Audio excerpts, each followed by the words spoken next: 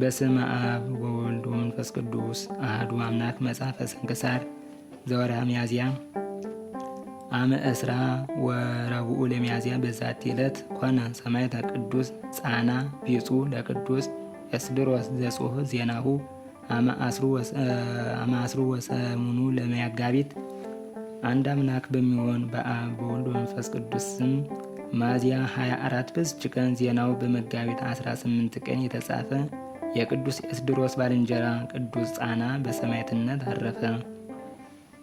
ይህም እንዲህ ነው። ከባልንጀራው ከኤስድሮስ ጋር ካሰቃዩት በኋላ በባልንጀራው ኤስድሮስ በሰማዕትነት ሞተ። ቅዱስ ጻናም በእስር ቤት ቀረ። የሀገረ ፈርማ መኮንንም ታሰረ። በእርሱም ፈንታ ሌላ መኮንን ተሾመ። ያንን መኮንን የክብር ባለቤት የሆነ የኢየሱስ ክርስቶስን ስም የሚጠራ ክርስቲያንን ሁሉ እንዲያሰቃይ ከሃዲው ንጉሥ አዘዘው። ስለ ቅዱስ ጻናም እርሱ ከጭፍራ አለቆች ውስጥ እንደሆነ ጽኑ ስቃይም እንዳሰቃዩትና ከዓላማውም እንዳልተመለሰ በነገሩት ጊዜ የከበረች ራሱን ይቆርጡት ዘንድ አዘዘና ቆረጡት። የሰማዕትነት አክሊልንም ተቀበለ።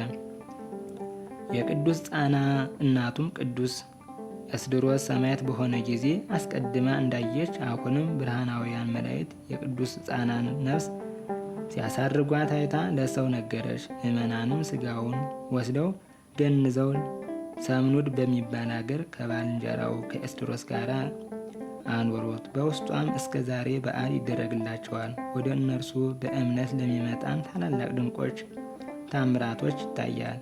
በረከታቸው ከኛ ጋር ትኑር ለዘላለሙ አሜን።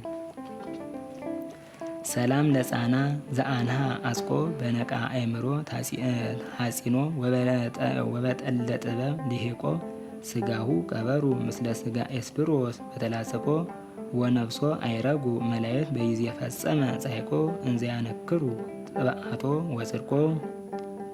በዚችም ቀን ለአባቶች ሊቃነ ጳጳሳት 35ኛ የእስክንድርያ ሊቀ ጳጳስ አባ ስንትዩ አረፈ። ይህም ቅዱስ ከታናሽነቱ ጀምሮ መንፈሳዊ ነው። በአስቄጥስም ገዳም በአባ መቃርስ ቤተ ክርስቲያን በበጎ ሥራ በገድል ተጠምዶ አድጎ በዚያው ገዳም አበምኔት ሆኖ ተሾመ። ከዚህም በኋላ ሕዝቡና ኤጲስቆጶሳቱ መርጠውት በእስክንድርያ አገር ላይ ሊቀ ጵጵስና ሾሙት። ነገር ግን በዘመኑ ሁሉ ከእስላሞች ነገሥታት ታላቅ ችግርና ሐዘን ደረሰበት። ይኸውም በእርሱ ዘንድ ምንም ምን ያልኖረውን ሊሰጣቸው የሌለውን ብዙ ገንዘብ ይሰጣቸው ዘንድ ፈልገው ይዘውታልና። እግዚአብሔርም በእጆቹ ብዙ ድንቆች ታምራቶችን አደረገ። ብዙዎችን ጭንቅ ከሆነ ደዌያቸው አድኗቸዋልና ከሰዎችም ላይ ሰይጣናትን አስወጥቷልና። በሀገረ መሪውጥ ላይ በጸሎቱ ዝናምን አዝንሟልና። እነርሱም ዝናምን ከማጣት የተነሳ ወንዞቻቸው ጉድጓዶቻቸው ሁሉ ደርቀው ከረሃብና ከውሃ ጥም የተነሳ ለሞት ተቃርበው በታላቅ ረሃብ 3 ዓመት ኑረዋልና። በሰማዕታት ቅዱስ ሚናስ ቤተ ክርስቲያን በዓልን ሊያከብር ወደ እነርሱ በደረሰ ጊዜ የዚያች አገር ሰዎች ወደ እነርሱ ተሰበሰቡ። ውሃ በማጣት እንደተቸገሩ ነገሩት። እርሱም ፈጽሞ አጽናናቸው። የቅዳሴውንም ሥርዓት ከፈጸመ በኋላ ፍጥረቶቹን ይቅር ይላቸው ዘንድ ይራራላቸውም ዘንድ ወደ ጌታችን ለመነ። የፀሐይ መግቢያውም በሆነ ጊዜ ዝናብ ማንጠብጠብ ጀመረ። ከዚያም በራ። ይህም አባት እንዲህ ብሎ ማለደ። የክብር ባለቤት ጌታችን ኢየሱስ ክርስቶስ ሆይ፣ ባለጸጋ ሆይ፣ ሕዝብህን ልትራራላቸውና ልትምራቸው ብትወድ በለጋስነትህና በብዙ ቸርነትህ ከበረከትህ ይበሉና ይጠግቡ ዘንድ በፍቅርህና በምሕረት ዓይንህ ተመልከታቸው። ይህንንም ብሎ የንዋሙን ወይም የምሽቱን ጸሎት ሊጸልይ ወደ መኝታው ገብቶ ሁለተኛም ወገኖቹን ያስባቸውና ይምራቸውም ዘንድ ወደ እግዚአብሔር ለመነ። ወዲያውኑ ታላቅ ነጎድጓድና መብረቅ ሆነ። ብዙ ዝናብም ዘንቦ ጉድጓዶችና ኮሬዎች ሁሉ ሞሉ። የተክል ቦታዎች ሁሉ ረኩ። ረሃብ ሆነባቸው። በእነዚያ 3 ዓመቶች ፈንታ በዚያ ምድር 3 ዓመት እንደመላ ኖረ።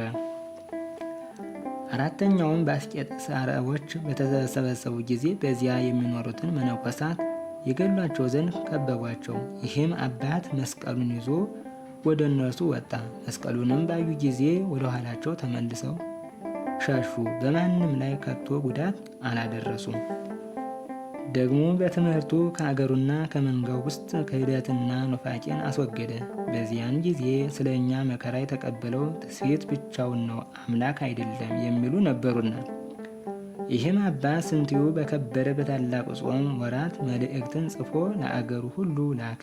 በውስጧም እንዲህ የሚል እያስተማረ ስለ እኛ መከራ የተቀበለ እግዚአብሔር ቃል በሥጋ ነው። ከተዋሃደ በፊት ሁለት የነበሩ በተዋሕዶ አንድ ባሕሪ ስለሆነ አንዲት ሰዓት ወይም የዓይን ጥቅሻ ያህል ከቶ አልተለየውም።